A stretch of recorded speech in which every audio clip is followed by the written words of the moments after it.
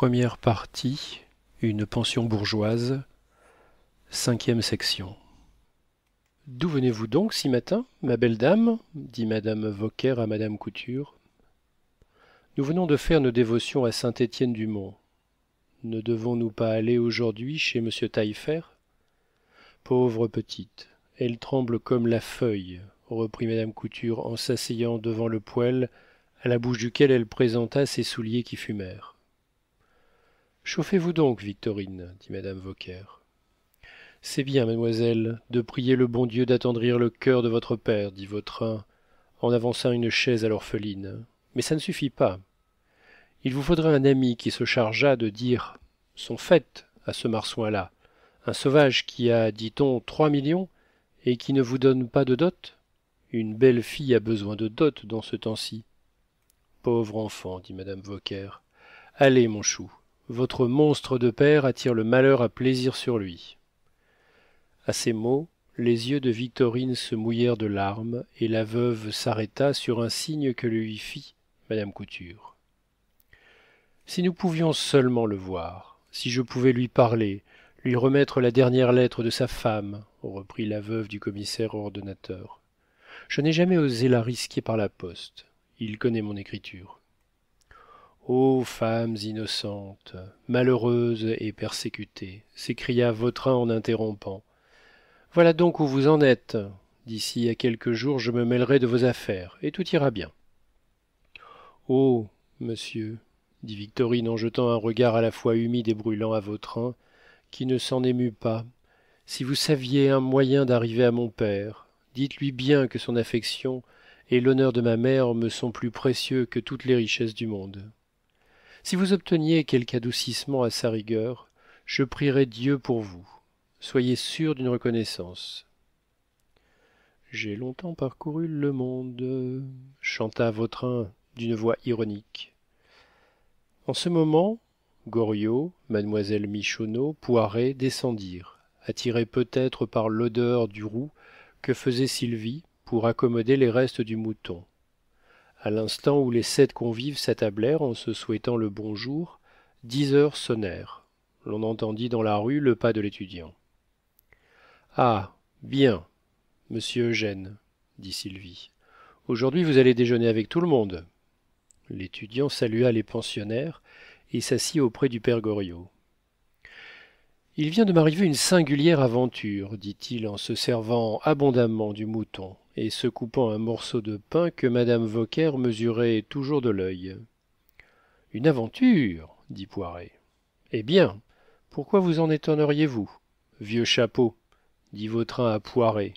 Monsieur est bien fait pour en avoir. Mademoiselle Taillefer coula timidement un regard sur le jeune étudiant. Dites-nous votre aventure, demanda madame Vauquer.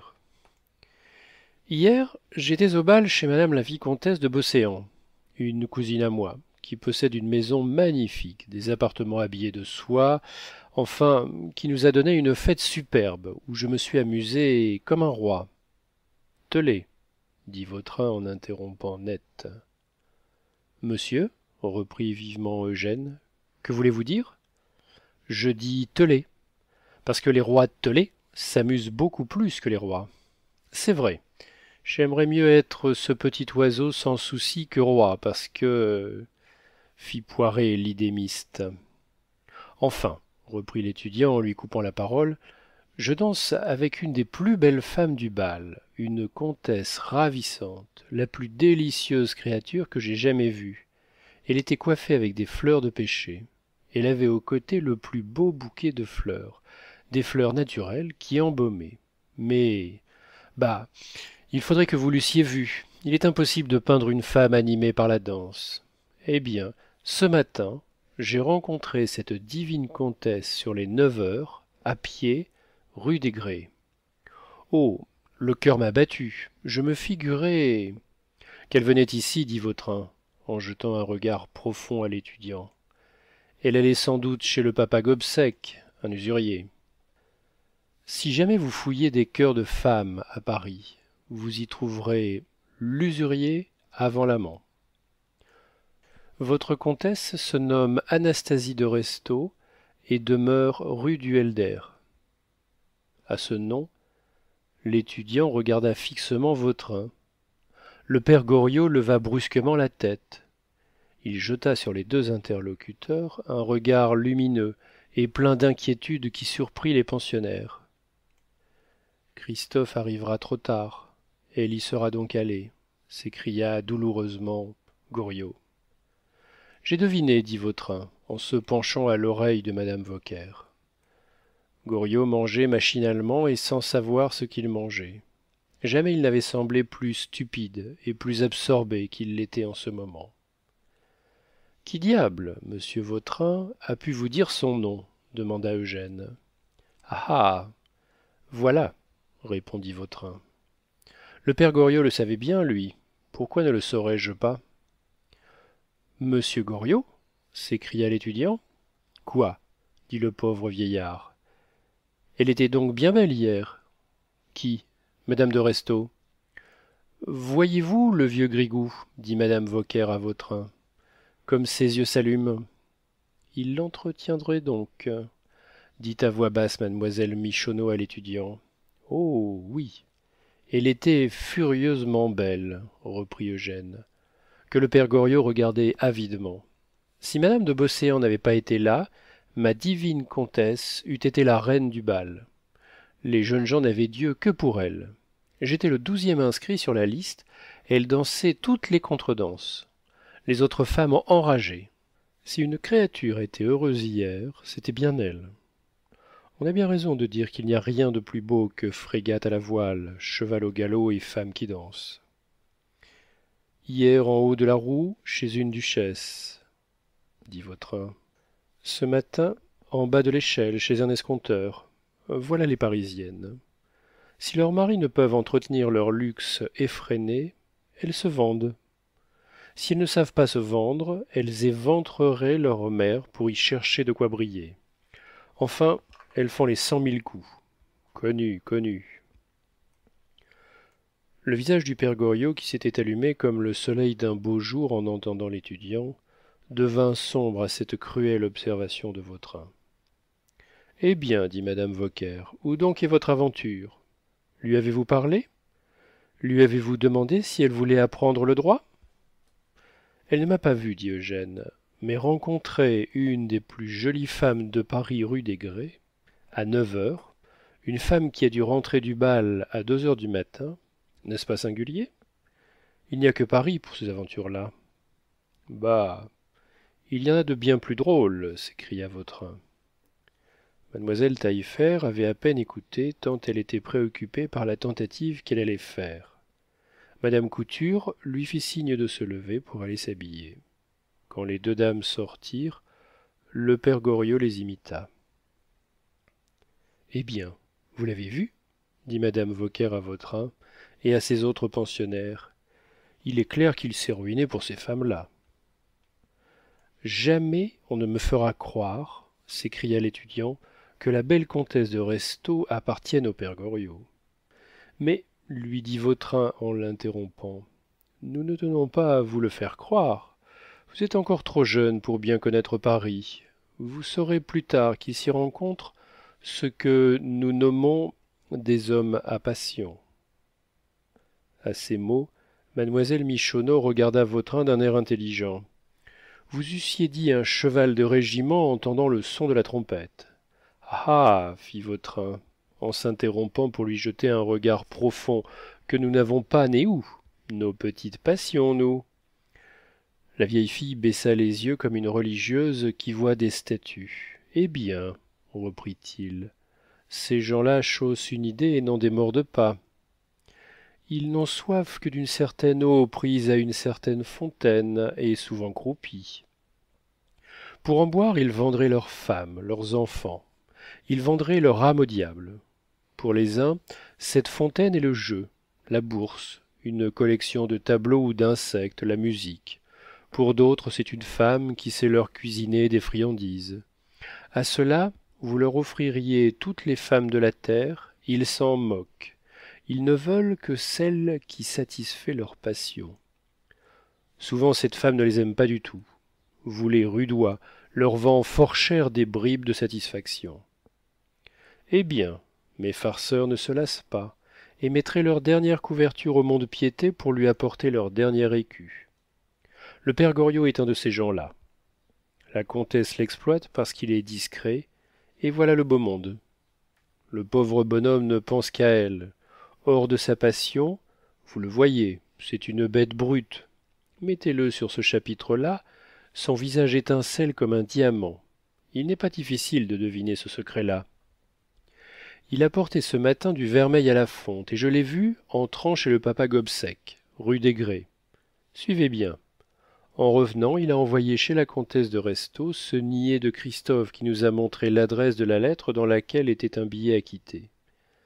Il est clair que si la comtesse allait aussi chez le vieil escompteur, il y avait urgence. Le père Goriot a galamment financé pour elle. Il ne faut pas coudre deux idées pour voir clair là-dedans. Cela vous prouve, mon jeune étudiant, que, pendant que votre comtesse riait, dansait, faisait ses singeries, balançait ses fleurs de pêcher et pinçait sa robe, elle était dans ses petits souliers, comme on dit, en pensant à ses lettres de change protestées ou à celles de son amant. Vous me donnez une furieuse envie de savoir la vérité. J'irai demain chez madame de Restaud, s'écria Eugène. Oui, dit Poiret, il faut aller demain chez madame de Restaud. Vous y trouverez peut-être le bonhomme Goriot qui viendra toucher le montant de ses galanteries. Mais, dit Eugène avec un air de dégoût, votre pari est donc un bourbier. Et un drôle de bourbier, reprit Vautrin. Ceux qui s'y crottent en voiture sont d'honnêtes gens, ceux qui s'y crottent à pied sont des fripons. Ayez le malheur d'y décrocher n'importe quoi, vous êtes montré sur la place du palais de justice comme une curiosité. Volez 1 million, vous êtes marqué dans les salons comme une vertu. Vous payez 30 millions à la gendarmerie et à la justice pour maintenir cette morale-là. Joli. Comment? S'écria madame Vauquer. Le père Goriot aurait fondu son déjeuner de vermeil? N'y avait-il pas 2 tourterelles sur le couvercle, dit Eugène. C'est bien cela. Il y tenait donc beaucoup. Il a pleuré quand il a eu pétri l'écuelle et le plat. Je l'ai vu par hasard, dit Eugène. Il y tenait comme à sa vie, répondit la veuve. Voyez-vous le bonhomme, combien il est passionné, s'écria Vautrin. Cette femme-là sait lui chatouiller l'âme. L'étudiant remonta chez lui. Vautrin sortit. Quelques instants après, madame Couture et Victorine montèrent dans un fiacre que Sylvie alla leur chercher. Poiret offrit son bras à mademoiselle Michonneau, et tous deux allèrent se promener au jardin des plantes, pendant les 2 belles heures de la journée.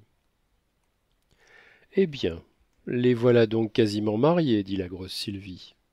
Ils sortent ensemble aujourd'hui pour la première fois. Ils sont tous deux si secs que s'ils se cognent, ils feront feu comme un briquet. Gare au châle de mademoiselle Michonneau, dit en riant madame Vauquer. Il prendra comme de l'amadou. À 4 heures du soir, quand Goriot rentra, il vit à la lueur de 2 lampes fumeuses Victorine dont les yeux étaient rouges. Madame Vauquer écoutait le récit de la visite infructueuse faite à monsieur Taillefer pendant la matinée. Ennuyé de recevoir sa fille et cette vieille femme, Taillefer les avait laissés parvenir jusqu'à lui pour s'expliquer avec elle. Ma chère dame, disait madame Couture à madame Vauquer, figurez-vous qu'il n'a pas même fait asseoir Victorine, qui est restée constamment debout. À moi il m'a dit, sans se mettre en colère, tout froidement, de nous épargner la peine de venir chez lui, que mademoiselle, sans dire sa fille, se nuisait dans son esprit en l'importunant, 1 fois par an, le monstre, que la mère de Victorine ayant été épousée sans fortune, elle n'avait rien à prétendre.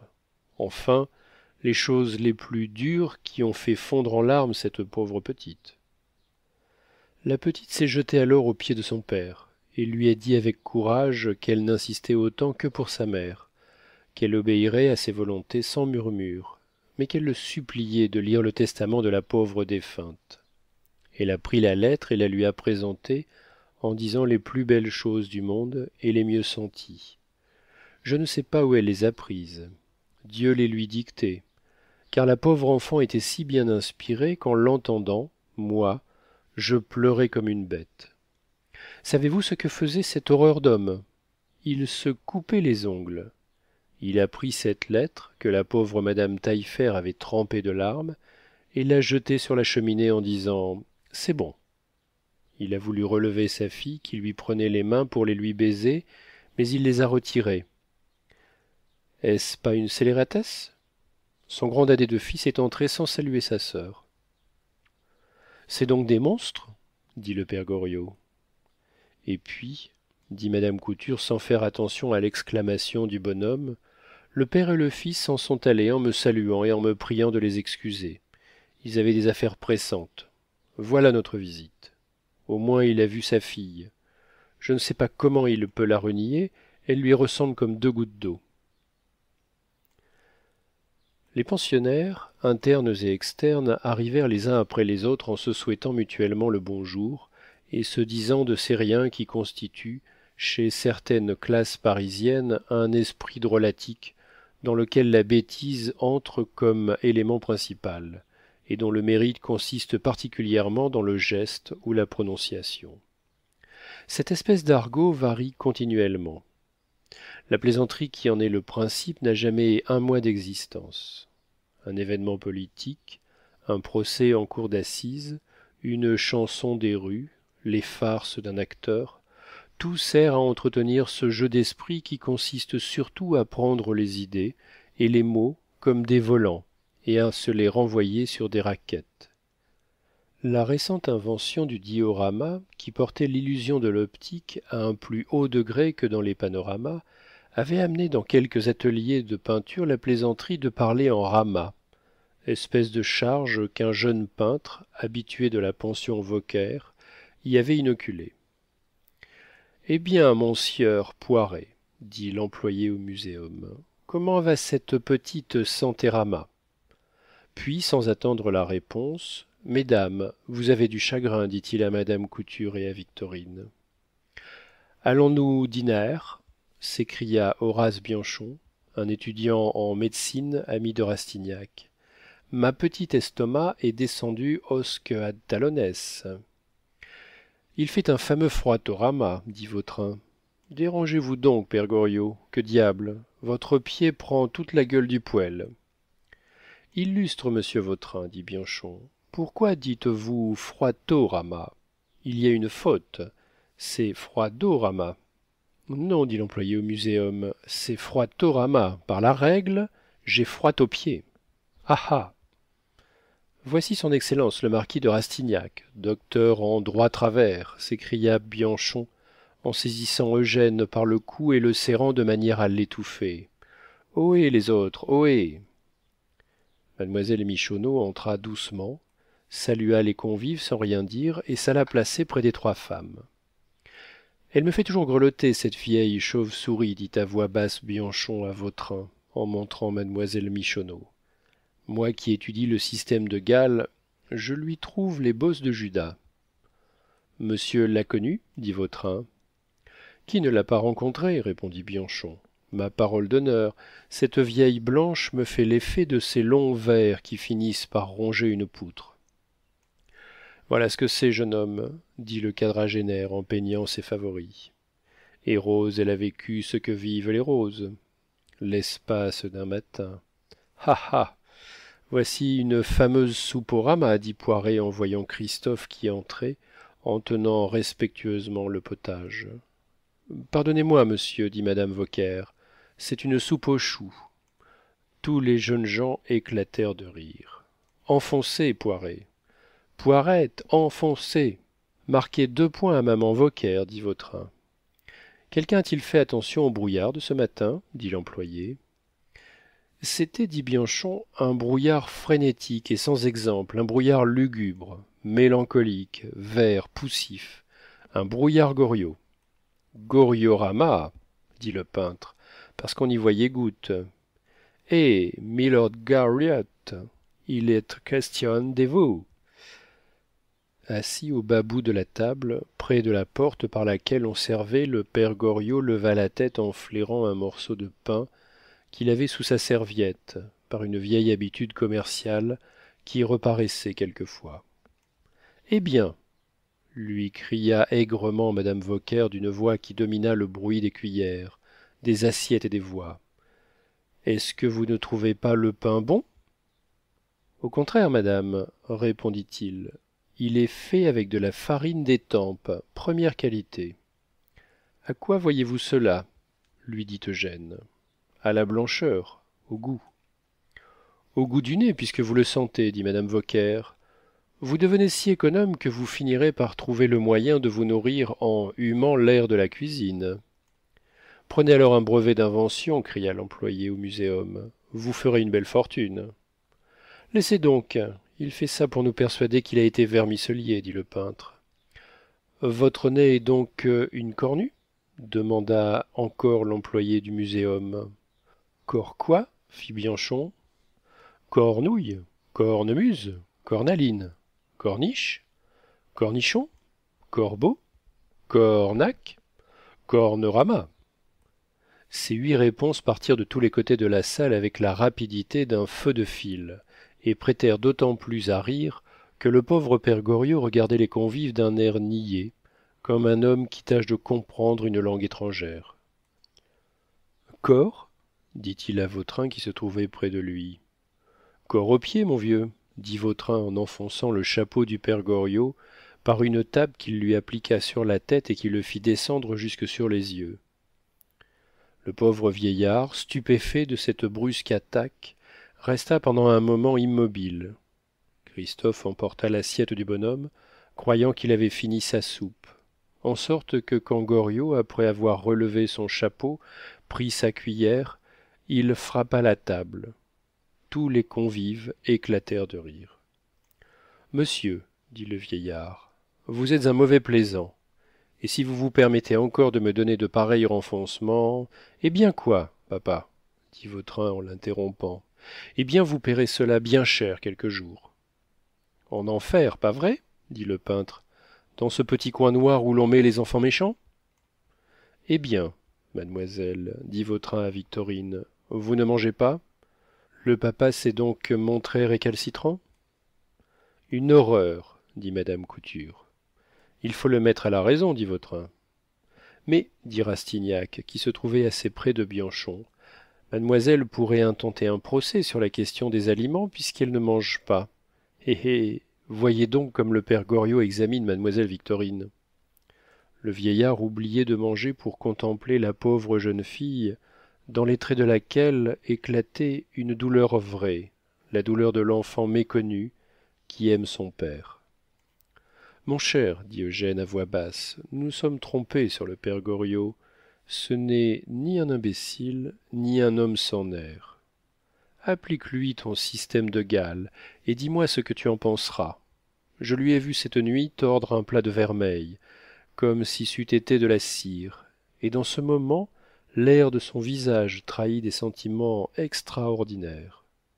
Sa vie me paraît être trop mystérieuse pour ne pas valoir la peine d'être étudiée.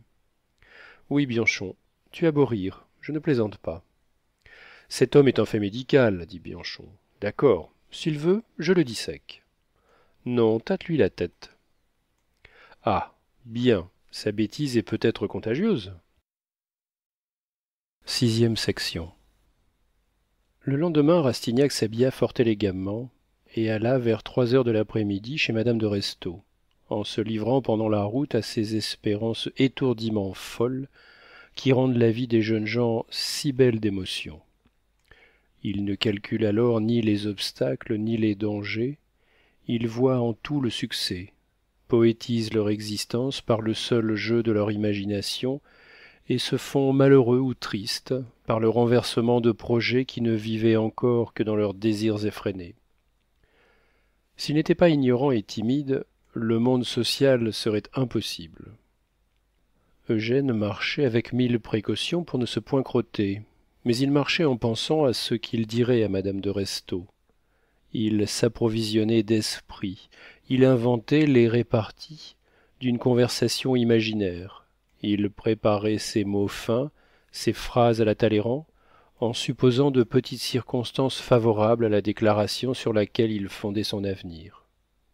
Il se crotta, l'étudiant, il fut forcé de faire cirer ses bottes et brosser son pantalon au Palais-Royal. Si j'étais riche, se dit-il en changeant une pièce de 30 sous qu'il avait prise en cas de malheur, je serais allé en voiture, j'aurais pu penser à mon aise. Enfin, il arriva rue du Helder et demanda la comtesse de Restaud. Avec la rage froide d'un homme sûr de triompher un jour, il reçut le coup d'œil méprisant des gens qui l'avaient vu traversant la cour à pied sans avoir entendu le bruit d'une voiture à la porte. Ce coup d'œil lui fut d'autant plus sensible qu'il avait déjà compris son infériorité en entrant dans cette cour, où piaffait un beau cheval richement attelé à l'un de ces cabriolets pimpants qui affichent le luxe d'une existence dissipatrice et sous-entendent l'habitude de toutes les félicités parisiennes. Il se mit à lui tout seul de mauvaise humeur. Les tiroirs ouverts dans son cerveau et qu'il comptait trouver pleins d'esprit se fermèrent. Il devint stupide. En attendant la réponse de la comtesse, à laquelle un valet de chambre allait dire les noms du visiteur, Eugène se posa sur un seul pied devant une croisée de l'antichambre, s'appuya le coude sur une espagnolette et regarda machinalement dans la cour. Il trouvait le temps long. Il s'en serait allé s'il n'avait pas été doué de cette ténacité méridionale qui enfante des prodiges quand elle va en ligne droite. Monsieur, dit le valet de chambre, madame est dans son boudoir et fort occupée. Elle ne m'a pas répondu. Mais si monsieur veut passer au salon, il y a déjà quelqu'un. Tout en admirant l'épouvantable pouvoir de ces gens qui, d'un seul mot, accusent ou jugent leur maître, Rastignac ouvrit délibérément la porte par laquelle était sorti le valet de chambre, afin sans doute de faire croire à ces insolents valets qu'il connaissait les êtres de la maison, mais déboucha fort étourdiment dans une pièce où se trouvaient des lampes, des buffets, un appareil à chauffer, des serviettes pour le bain, et qui menait à la fois dans un corridor obscur et dans un escalier dérobé. Les rires étouffés qu'il entendit dans l'antichambre mirent le comble à sa confusion. Monsieur, le salon est par ici, lui dit le valet de chambre avec ce faux respect qui semble être une raillerie de plus. Eugène revint sur ses pas avec une telle précipitation qu'il se heurta contre une baignoire, mais il retint assez heureusement son chapeau pour l'empêcher de tomber dans le bain. En ce moment, une porte s'ouvrit au fond du long corridor éclairé par une petite lampe. Rastignac y entendit à la fois la voix de madame de Restaud, celle du père Goriot et le bruit d'un baiser. Il entra dans la salle à manger, la traversa, suivit le valet de chambre et rentra dans un premier salon où il resta posé devant la fenêtre, en s'apercevant qu'elle avait vue sur la cour. Il voulait voir si ce père Goriot était bien réellement son père Goriot. Le cœur lui battait étrangement. Il se souvenait des épouvantables réflexions de Vautrin. Le valet de chambre attendait Eugène à la porte du salon, mais il en sortit tout à coup un élégant jeune homme qui dit impatiemment « Je m'en vais, Maurice. Vous direz à madame la comtesse que je l'ai attendue plus d'une demi-heure. » Cet impertinent, qui sans doute avait le droit de l'être, chantonna quelques roulades italiennes en se dirigeant vers la fenêtre où stationnait Eugène, autant pour voir la figure de l'étudiant que pour regarder dans la cour. Mais monsieur le comte ferait mieux d'attendre encore un instant. Madame a fini, dit Maurice en retournant à l'antichambre. En ce moment, le père Goriot débouchait près de la porte cochère par la sortie du petit escalier. Le bonhomme tirait son parapluie et se disposait à le déployer, sans faire attention que la grande porte était ouverte pour donner passage à un jeune homme décoré qui conduisait un tilbury. Le père Goriot n'eut que le temps de se jeter en arrière pour n'être pas écrasé. Le taffetas du parapluie avait effrayé le cheval, qui fit un léger écart en se précipitant vers le perron. Ce jeune homme détourna la tête d'un air de colère, regarda le père Goriot et lui fit, avant qu'il ne sortît, un salut qui peignait la considération forcée que l'on accorde aux usuriers dont on a besoin, ou ce respect nécessaire exigé par un homme taré, mais dont on rougit plus tard. Le père Goriot répondit par un petit salut amical, plein de bonhomie. Ces événements se passèrent avec la rapidité de l'éclair. trop attentif pour s'apercevoir qu'il n'était pas seul, Eugène entendit tout à coup la voix de la comtesse. Ah, Maxime, vous vous en alliez, dit-elle avec un ton de reproche où se mêlait un peu de dépit. La comtesse n'avait pas fait attention à l'entrée du tilbury. Rastignac se retourna brusquement et vit la comtesse coquettement vêtue d'un peignoir en cachemire blanc, à nœuds roses, coiffée négligemment comme le sont les femmes de Paris au matin. Elle embaumait. Elle avait sans doute pris un bain et sa beauté, pour ainsi dire assouplie, semblait plus voluptueuse. Ses yeux étaient humides. L'œil des jeunes gens sait tout voir. Leurs esprits s'unissent au rayonnement de la femme comme une plante aspire dans l'air des substances qui lui sont propres.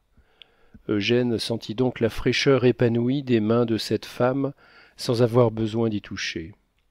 Il voyait, à travers le cachemire, les teintes rosées du corsage que le peignoir légèrement entr'ouvert laissait parfois à nu, et sur lequel son regard s'étalait. Les ressources du busc étaient inutiles à la comtesse. La ceinture marquait seule sa taille flexible, son cou invitait à l'amour, ses pieds étaient jolis dans les pantoufles. Quand Maxime prit cette main pour la baiser, Eugène aperçut alors Maxime, et la comtesse aperçut Eugène. « Ah, c'est vous, monsieur de Rastignac. Je suis bien aise de vous voir, dit-elle d'un air auquel savent obéir les gens d'esprit. Maxime regardait alternativement Eugène et la comtesse d'une manière assez significative pour faire décamper l'intrus. « Ah ça, ma chère, j'espère que tu vas me mettre ce petit drôle à la porte. » Cette phrase était une traduction claire et intelligible des regards du jeune homme impertinemment fier que la comtesse Anastasie avait nommé Maxime et dont elle consultait le visage de cette intention soumise qui dit tous les secrets d'une femme sans qu'elle s'en doute. Rastignac se sentit une haine violente pour ce jeune homme. D'abord les beaux cheveux blonds et bien frisés de Maxime lui apprirent combien les siens étaient horribles. Puis Maxime avait des bottes fines et propres, tandis que les siennes, malgré le soin qu'il avait pris en marchant, s'étaient empreintes d'une légère teinte de boue. Enfin, Maxime portait une redingote qui lui serrait élégamment la taille et le faisait ressembler à une jolie femme, tandis qu'Eugène avait à 2 heures et demie un habit noir. Le spirituel enfant de la Charente sentit la supériorité que la mise donnait à ce dandy. Mince et grand, à l'œil clair, au teint pâle, un de ces hommes capables de ruiner des orphelins. Sans attendre la réponse d'Eugène, madame de Restaud se sauva comme à tire-d'aile dans l'autre salon, en laissant flotter les pans de son peignoir qui se roulaient et se déroulaient de manière à lui donner l'apparence d'un papillon. Et Maxime la suivit. Eugène, furieux, suivit Maxime et la comtesse. Ces trois personnages se trouvèrent donc en présence, à la hauteur de la cheminée, au milieu du grand salon. L'étudiant savait bien qu'il allait gêner cet odieux Maxime, mais, au risque de déplaire à madame de Restaud, il voulut gêner le dandy. Tout à coup, en se souvenant d'avoir vu ce jeune homme au bal de madame de Beauséant, il devina ce qu'était Maxime pour madame de Restaud, et avec cette audace juvénile qui fait commettre de grandes sottises ou obtenir de grands succès, il se dit « Voilà mon rival, je veux triompher de lui. » L'imprudent. Il ignorait que le comte Maxime de Trailles se laissait insulter, tirer le premier et tuer son homme. Eugène était un adroit chasseur, mais il n'avait pas encore abattu 20 poupées sur 22 dans un tir. Le jeune comte se jeta dans une bergère au coin du feu, prit les pincettes et fouilla le foyer par un mouvement si violent, si grimaud, que le beau visage d'Anastasie se chagrina soudain. La jeune femme se tourna vers Eugène et lui lança un de ces regards froidement interrogatifs qui disent si bien « Pourquoi ne vous en allez-vous pas ?» que les gens bien élevés savent aussitôt faire de ces phrases qu'il faudrait appeler des phrases de sortie. Eugène prit un air agréable et dit « Madame, j'avais hâte de vous voir pour… » Il s'arrêta tout court. Une porte s'ouvrit.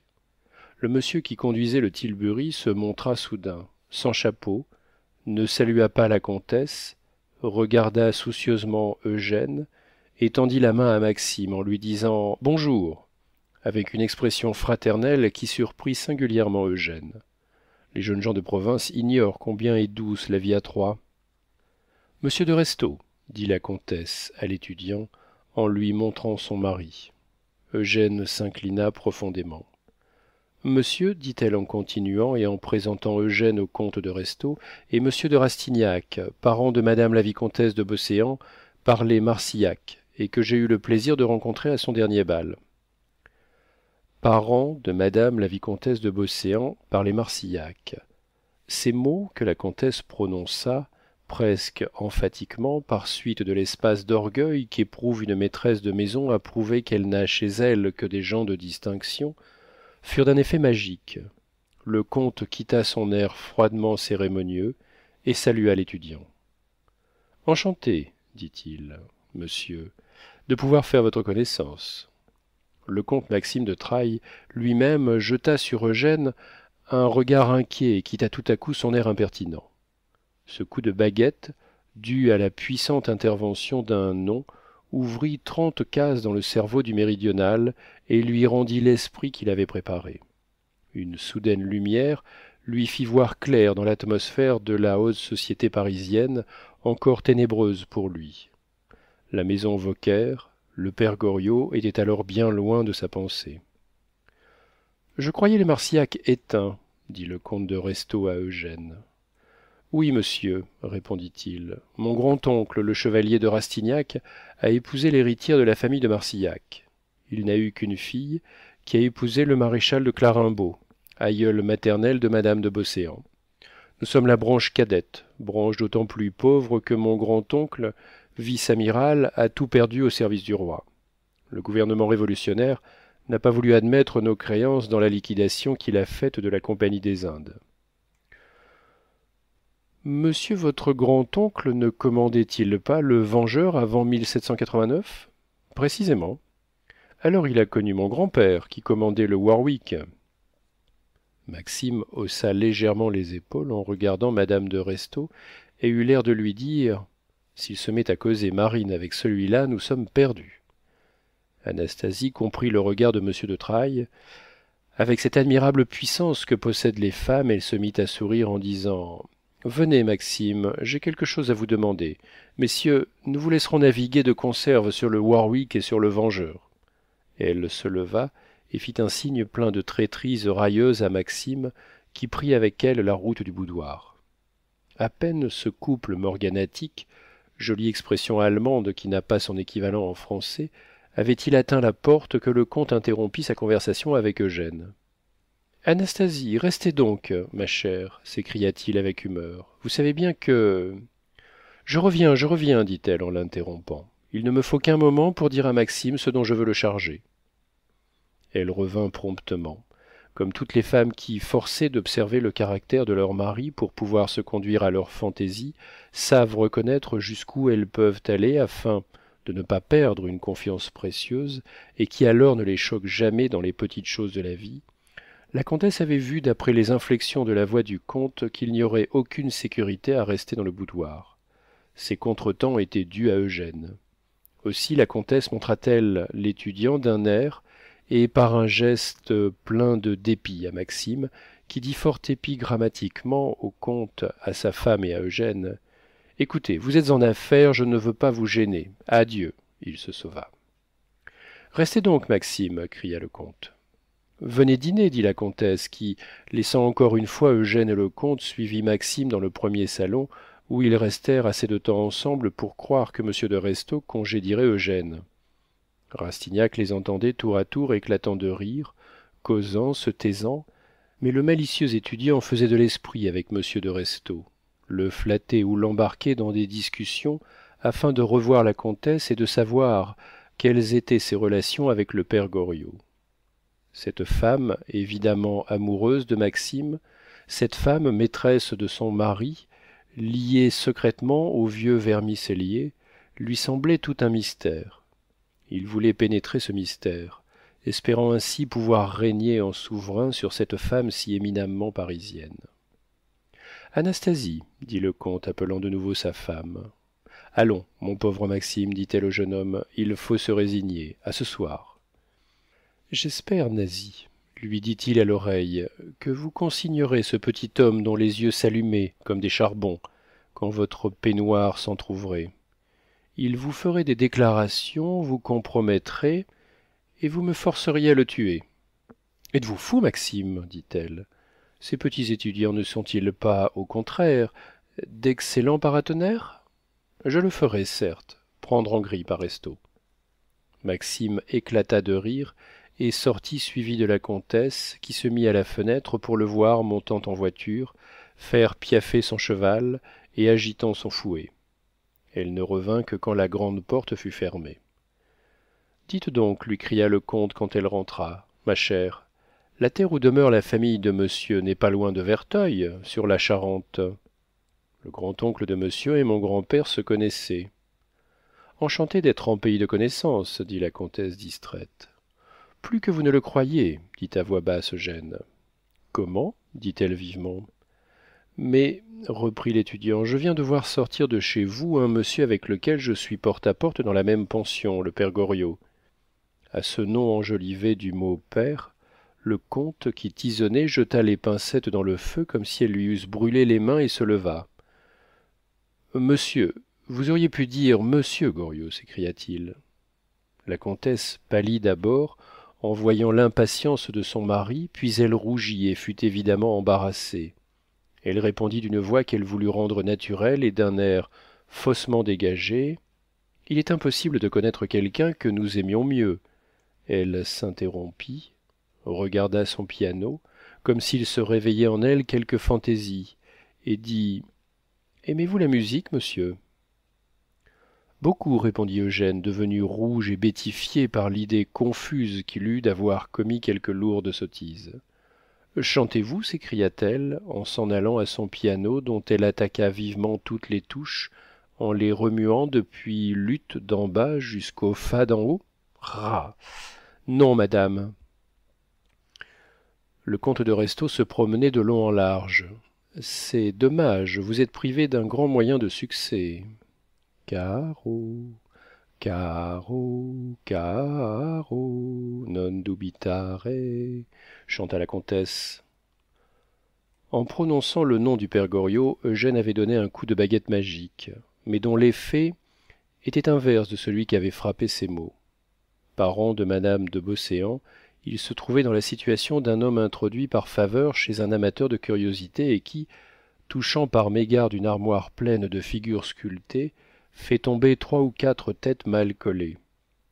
Il aurait voulu se jeter dans un gouffre. Le visage de madame de Restaud était sec, froid, et ses yeux devenus indifférents fuyaient ceux du malencontreux étudiant. Madame, dit-il, vous avez à causer avec monsieur de Restaud. Veuillez agréer mes hommages et me permettre. Toutes les fois que vous viendrez, dit précipitamment la comtesse en arrêtant Eugène par un geste, vous êtes sûr de nous faire à monsieur de Restaud comme à moi le plus vif plaisir. Eugène salua profondément le couple et sortit suivi de monsieur de Restaud qui, malgré ses instances, l'accompagna jusque dans l'antichambre. Toutes les fois que monsieur se présentera, dit le comte à Maurice, ni madame ni moi nous n'y serons. Quand Eugène mit pied sur le perron, il s'aperçut qu'il pleuvait. Allons, se dit-il, je suis venu faire une gaucherie dont j'ignore la cause et la portée. Je gâterai par-dessus le marché mon habit et mon chapeau. Je devrais rester dans un coin à piocher le droit, ne penser qu'à devenir un rude magistrat. Puis j'allais dans le monde quand, pour y manœuvrer convenablement, il faut un tas de cabriolets, de bottes cirées, d'agrès indispensables, de chaînes d'or, dès le matin des gants de daim blanc qui coûtent 6 francs et toujours des gants jaunes le soir. Vieux drôle de père Goriot, va.